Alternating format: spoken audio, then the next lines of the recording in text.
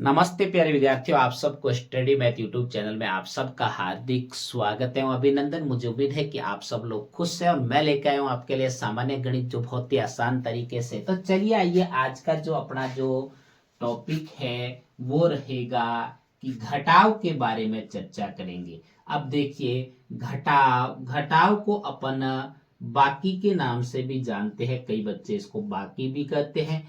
इसको व्यवकलन के नाम से भी जाना जाता है। व्यवकलन व्यवकलन के नाम से भी जाना जाता है। अब देखिए, इन जो तीनों का जो चिन्ह होता है वो इस प्रकार होता है। अब देखिए, अब जो ये बाकी घटाव व्यवकलन कैसे किया जाता है, ये सबसे बड़ी बात होती है। अगर आपको ये नहीं करना आ रहा है तो आप गणित के लिए बहुत पीछे हो, क्योंकि इसके बिना तो गणित बहुत अधूरी है।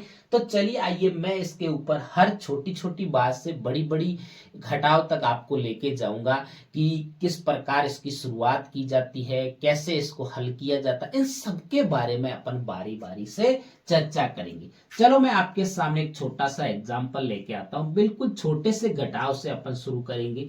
जैसे कि आपके सामने बहुत सिंपल घटाव आ जाए कि 28 में से 10 को घटाना है। बहुत छोटा सा सिंपल है। सर कहोगे कि आप छोटा सा ये तो घटाव है, हम तो कर लेंगे, लेकिन इसमें भी कई ऐसे बच्चे होते हैं जिनको ये पता ही नहीं कि 28 में से 10 कैसे घटाया जाता है। अब देखिए, घटाव का जो चिन्ह होता है वो इस प्रकार का होता है। अब देखिए, घटाव की भी शुरुआत हमेशा कहां से की जाती है? पीछे से इकाई के अंक की तरफ से घटाना शुरू किया जाता है। लेकिन इसका तीसरा नियम क्या है कि ऊपर की संख्या घटाते समय हमेशा बड़ी होती है और नीचे की संख्या हमेशा क्या होती है? छोटी होती है। अब देखिए, 28 में से 10 आसानी से घटा सकते हैं। अब देखिए, तो घटाव पीछे से शुरू करते हैं। तो जैसे कि 8, आपको 8 लाइनें खींचनी है और 8 में से कुछ जीरो का मतलब कोई लाइन नहीं मिटानी है। तो आपके पीछे कितना बचेगा? यहाँ पे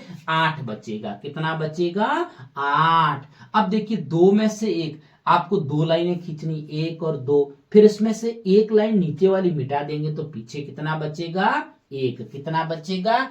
1। 28 में से 10 गए, पीछे कितना बचा? 18। कितना बचा? 18। मुझे उम्मीद है कि छोटा सा घटाव आपको बहुत ही आसान तरीके से समझ में आया है। इसके बाद में देखिए दूसरा एग्जाम्पल, थोड़ा सा इससे बड़ा देखिए दूसरा एग्जाम्पल।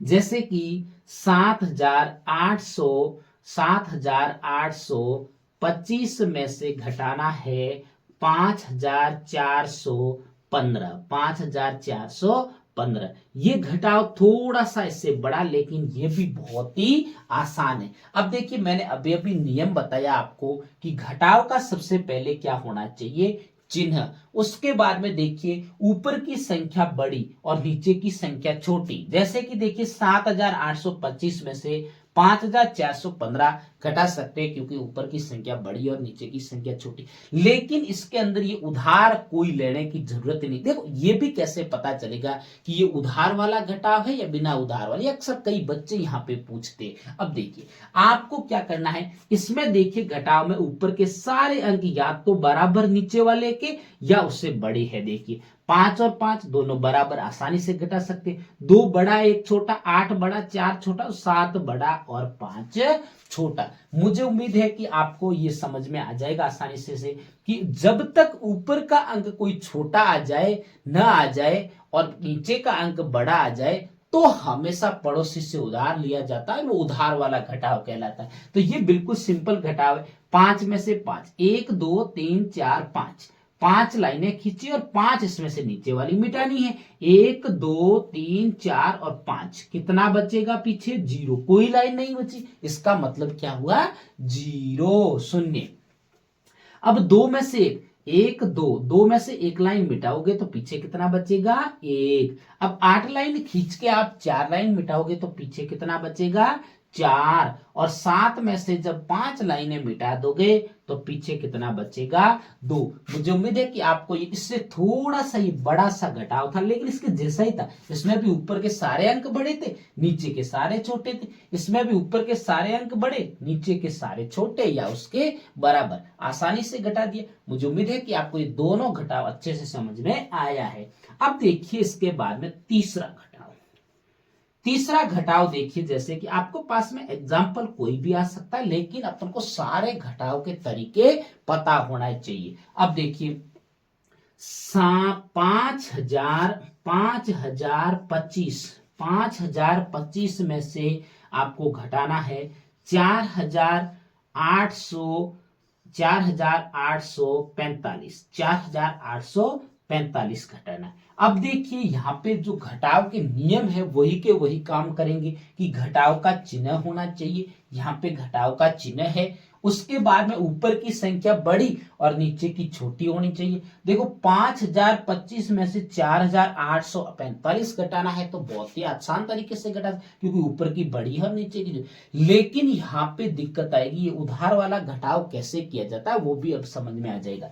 अब देखो पीछे से शुरुआत करते, 5 में से 5 तो घटा सकते हैं क्योंकि दोनों बराबर है। 5 लाइनें खींच के 5 मिटाओगे तो पीछे क्या बचेगा 0। क्या बचेगा 0। अब देखिए 2 में से तो 4 घटाने से, अब यहाँ पे ये बात समझने लायक है कि ऊपर का अंक छोटा आ गया, नीचे का अंक बड़ा, कि 2 में से तो 4 घटा नहीं सकते, ये तो असंभव बात है।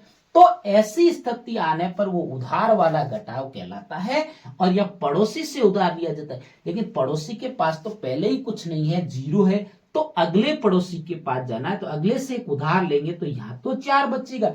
लेकिन ये यहाँ पे डायरेक्ट सीधा नहीं देगा, कभी भी उधार डायरेक्ट सीधा उधार नहीं देगा।